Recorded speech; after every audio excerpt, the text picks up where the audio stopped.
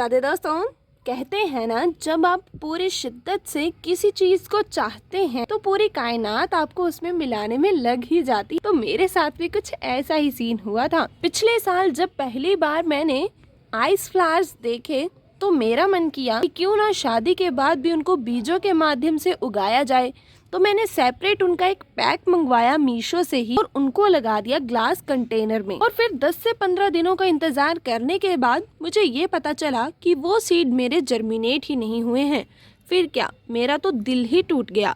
But उसके बाद मैंने 45 वेराइटी ऑफ फ्लावर सीड्स मंगवाए और इन ढेर सारी वेराइटीज में भी थे मेरे आइस फ्लावर सीड्स। फिर क्या, फिर से दिल पर पत्थर रख के मैंने फटाफट से उनके सीड्स को लगा दिया सीडलिंग ट्रे में। और फिर क्या, जो बात सबसे पहले मैंने कही थी कि जब हम किसी चीज को शिद्दत से चाहते हैं तो पूरी कायनात हमें उससे मिलाने में लग ही जाती है। और इसी के साथ कोशिश करने वालों की कभी हार नहीं होती। तो 24 दिसंबर 2024 को मेरे वो सीड्स बनके तैयार हो गई, प्यारी प्यारी सी सीडलिंग्स। मतलब उन बीजों में से निकले बहुत ही सुंदर शानदार से पौधे, जिन्हें देख के मुझे जो खुशी हुई वो तो मैं शब्दों में बता ही नहीं सकती। और फिर क्या, एक एक करके मैंने उन सभी को ट्रांसप्लांट करना शुरू कर दिया और धीरे धीरे करके उनकी ग्रोथ भी अच्छे से होने लग पड़ी। और जितनी आशा से मैं उनकी सेवा पानी करती थी, आप भी उतनी ही आशा से कुछ डेढ़ सब्सक्राइबर मुझे कमेंट करके कहते थे कि आपकी इतनी मेहनत बेनजायज ही चली जाएगी, क्योंकि जब तक ये फूल उगेंगे, लगेंगे, खिलेंगे, तब तक तो सर्दियाँ चली जाएंगी और गर्मियाँ आ जाएंगी, जिससे कि वो फूल खिल ही नहीं पाएंगे। इसीलिए आप इतनी मेहनत मत कीजिए और इनको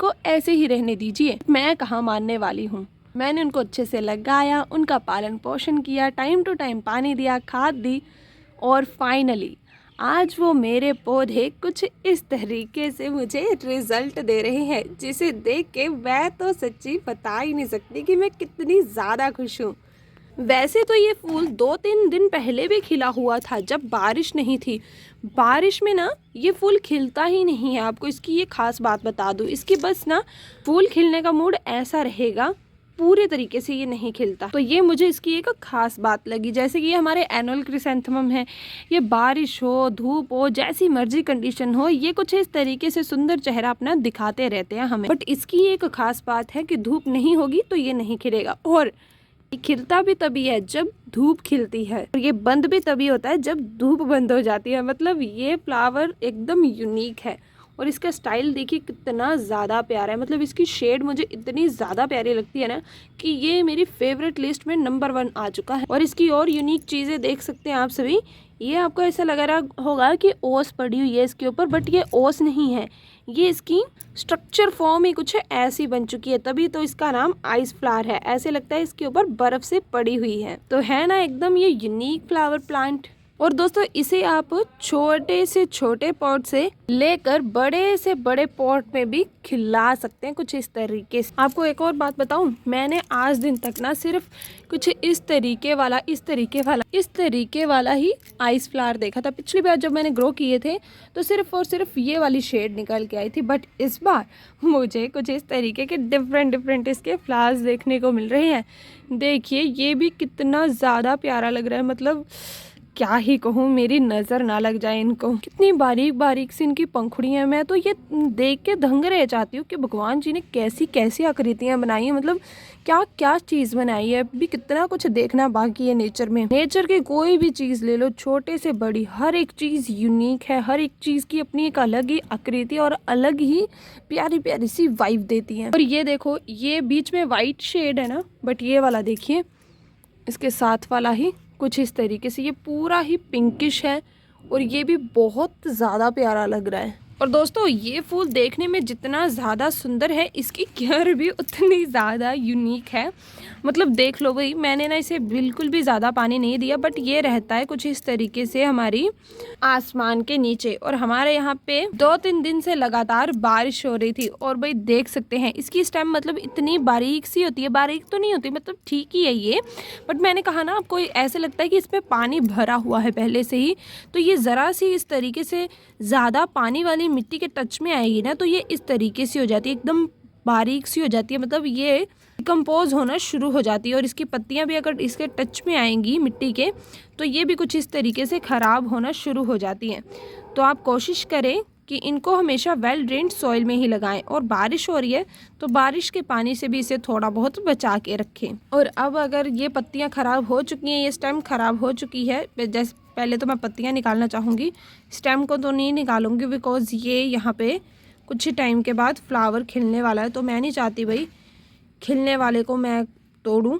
बाकी जो पत्ती ख़राब हो रही है इसकी, उसे मैं इस पौधे से कुछ इस तरीके से अलग कर दूंगी। और आपको ये देखो, मैंने कहा ना कि ऐसे लगता है इसमें पानी भरा, तो भाई पूरा ही इस तरीके से ये पूरा रस सा भरा होता है इसमें, मतलब बहुत ही अधिक पानी वाला पौधा है ये। वैसे तो सारे पौधे पानी से ही मिलकर बने होते हैं, बट ये कुछ ज़्यादा ही है, तो इसे मिट्टी के टच में ना आने दे।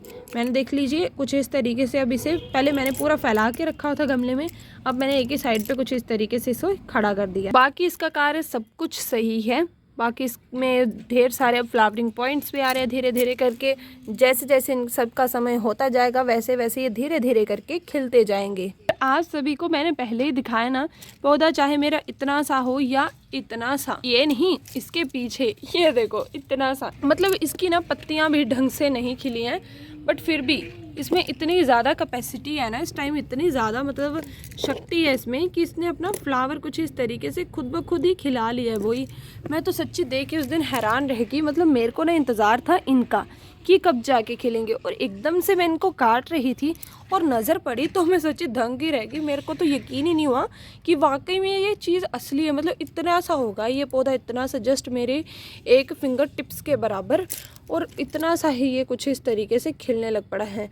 अभी ना फूल का जो बोझ है ना वो ज़्यादा हो गया, उस वजह से ये बेचारा पौधा, ये स्टेम बेचारी हैंडल नहीं कर पा रही है और कुछ इस तरीके से नीचे गिर जा रही है। तो ये देख के भी मुझे बहुत हंसी आ रही है। मतलब मेरे ये फ्लावरिंग प्लांट मुझे 100% रिजल्ट दे रहे हैं, चाहे वो छोटे हैं चाहे वो बड़े। और ये देखिए इसका भाई भी है यहाँ पे, ये भी कुछ इतना सा है और ये भी खिलने लग पड़ा है। मतलब कमाल के हैं भाई ये सब। इनकी बची खुची से ना कुछ इस तरीके से, ये वाला भी वाइट कलर का होगा, देख सकते हैं यहाँ से पता चल रहा है, और ये पिंकिश होगा, और पता नहीं कौन कौन से तरीके के खिलते हैं ये फ्लावर्स।